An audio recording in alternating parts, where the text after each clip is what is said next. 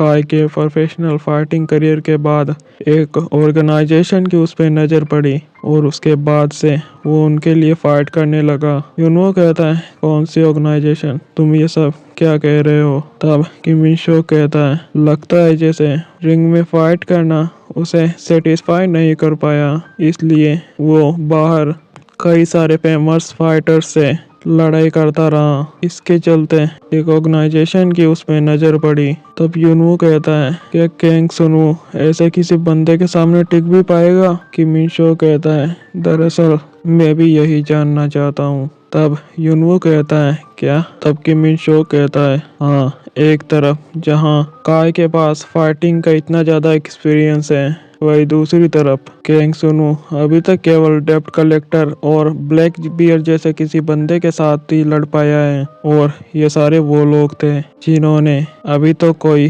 Fighting technique या फिर कोई मार्शल आर्ट भी नहीं सीखा था। और तब ये सीन शिफ्ट होता है काई की तरफ और तब हमें काई का इंट्रोडक्शन दिया जाता है जो कि लेटवी फाइटिंग टेक्निक का यूज़ करता है और उसकी उम्र होती है 28 ईयर्स यानी कि 28 साल। तब ये सीन फाइटिंग वर्ल्ड के 5% रूम के तरफ शिफ्ट होता है जहाँ पर सुनु अपनी नींद से जागता है और कहता है, अरे आखिर मैं कितनी देर से सो रहा था, बट आखिर मेरी बॉडी इतनी हल्की क्यों महसूस हो रही है? नहीं, ये मेरी बॉडी हल्की होने की फीलिंग नहीं है। अरे हाँ, ये सब मैंने पहले भी फील किया था जब मैं उस ब्लैक बियर नाम के बंदे से लड़कर उठा था, तब भी मुझे बिल्कुल ऐसे ही फीलिंग आई थी। लग रहा है जैसे मैं और भी ज़्यादा स्ट्रॉन्ग हो चुका हूँ।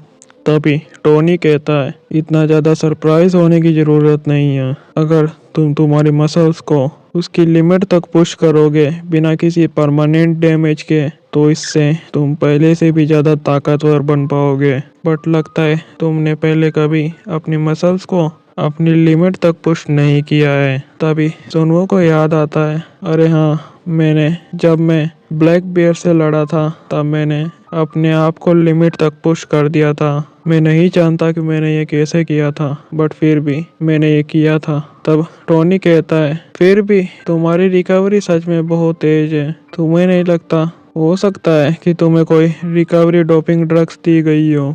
तब सुनवो कहता है, बट इससे ज़्यादा इम्पोर्टेंट, मैं कल से एक बात को लेकर बहुत ज़्यादा क्यूरियस हूँ। मुझे बताओ कि आखिर तुमने मेरे लिए अपने आप को खतरा में क्यों डाला था? टोनी कहता है, दरअसल तुम मुझे मेरे बेटे की याद दिलाते हो। सुनवो कहता है, क्या? टोनी कहता है, अगर मैं एक अच्छा फादर होता, अगर मैं अपनी जिम्मेदारियों को अच्छे से निभाता, तो मेरा बेटा कभी भी उन लोन शार्क्स के चक्कर में नहीं पड़ता। सुनवो कहता है, तो क्या इसीलिए तुमने? टोनी कहता है, हाँ, चीज़ों को ठीक करने के लिए मुझे अपने ऊपर चढ़े हुए डेब्ट को क्लियर करना पड़ेगा। बट जब मैंने तुम्हें अकेला देखा तो मुझसे रहा नहीं गया। मुझे अपने उस बेटे की याद आई जिसे मैं छोड़ चुका था और जिसकी ज़िंदगी मेरी वजह से बर्बाद हुई थी, इसलिए मैं खड़ा रहकर वहाँ देख नहीं सकता था। तब सुनवो कहता है, हाँ, रुको और मेरे ऊपर अपना टाइम वेस्ट करना बंद करो।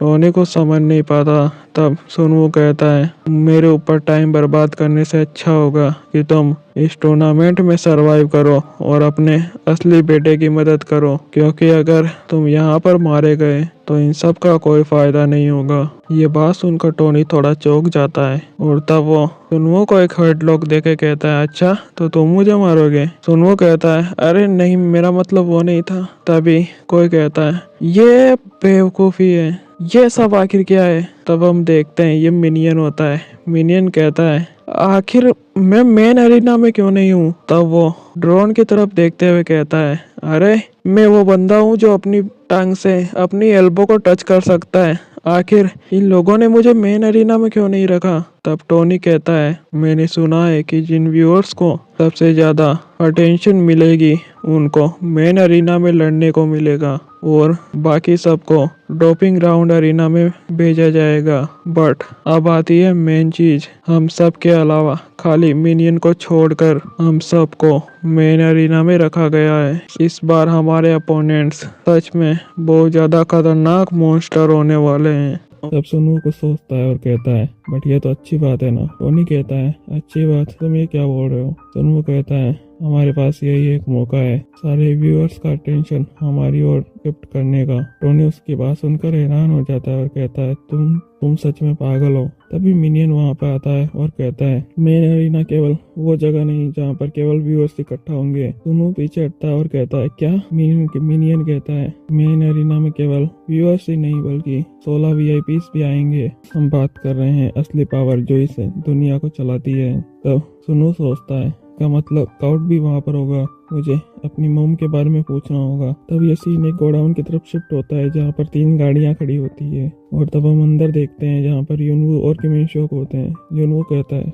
मुझे लगा था कि हम लोग मेन अरीना में जाने वाले हैं बट तुम मुझे यहाँ पर कहाँ पर लेके आए हो। किमिन शो कहता है फाइटिंग वर्ड की लोकेशन बहुत ही ज्यादा सीक्रेट है, केवल ऑर्गेनाइजर्स को ही उसके बारे में पता है, इसलिए शायद वो हमें यहाँ पर मिलना चाहते हैं। बट लगता है किसी और ने भी हमारी तरह कैंग सुनवू का चैनल ज्वाइन किया है। तब यूनवू कहता है क्या अचानक से ये सब क्यों, क्या कोई हम पे नजर रख रहा है। तभी ऊपर से आवाज आता है देखो लगता है यहाँ पे कोई मिसअंडरस्टैंडिंग हुई है। और तब हमें ऊपर एक लड़की को दिखाया जाता है जो कि ओसिन ग्रुप की सबसे छोटी बेटी होती है और जिसका नाम होता है क्या हायुन। और तब हायुन कहती है मैं तो बस इस कैंग सुनो नाम के स्टूडेंट में थोड़ा इंटरेस्टेड हूँ। तब यूनू कहता है अरे ज्यादा देर नहीं हुई उन लोगों को मुझे कंपनी से निकाले हुए और अब वो लोग वो की तरह मेरा पीछा करने लगे। तब किमिन शो कहता है लगता है यंग लेडी को आप में थोड़ा ज्यादा इंटरेस्ट है बॉस। तब हायुन कहती है तुम यंग सिस्टर किसे कह रहे हो, मैं तो बस एक इलिजिमेट डॉटर हूँ। ये कितनी बुरी बात है, मैंने अपने दोनों भाइयों की कंपनी में मदद करने के लिए अपना स्कूल छोड़ दिया बट अब उनकी वजह से मुझे इस इंटरेस्टिंग पैलेस के बारे में पता चला, इसलिए शायद मुझे उनका शुक्रगुजार होना चाहिए। तब यूनू कहता है देखो आयुन मुझे पता नहीं तुम क्या खिचड़ी पका रही हो बट अच्छा होगा कि तुम इन सब से दूर रहो। लेकिन तभी उनके पास एक ड्रोन आता है और इसी के साथ वहाँ पर वही मास्क पहने गार्ड्स भी आ जाते हैं। और तब गाइड कहता है अब हम लोग आपको फाइटिंग वर्ड के मेन अरीना में लेके जाएंगे। और तब कुछ देर बाद हमें आवाज आती है अब तुम लोग अपनी पट्टी हटा सकते हो। और तब आयुन अपने चेहरे पर लगी पट्टी हटाती है और उसके सामने एक बहुत ही बड़ी स्क्रीन होती है। तब आयुन कहती है ये कौन सी जगह है। और तब हमें फाइटिंग वर्ड के अरीना का सीन दिखाया जाता है। तब आयुन के साथ वाला बंदा कहता है यहाँ जो तुम नीचे देख रहे हो वो है मेन अरीना, इस वक्त तुम 16 वीआईपीस वाले रूम में हो। तब आयुन कहती है फाइनली मैं यहाँ पर आ गई, फाइनली मुझे वो जगह मिल गई जहाँ पर सारे के सारे बिग शॉट्स आते हैं। और तुम सीन शिफ्ट होता है और हमें यूनवो को दिखाया जाता है जो कहता है जितना मैंने सोचा था ये उससे भी ज्यादा बड़ा है। तब किमिन शो कहता है एक बार जब ये करंट मैच खत्म हो जाएगा उसके बाद कैंग सुनवू के रूम नंबर 10 वाला मैच स्टार्ट होगा। तभी वहाँ पर एक बहुत बड़ा धमाका होता है और यूनवो के स्क्रीन के पीछे खून ही खून हो जाता है।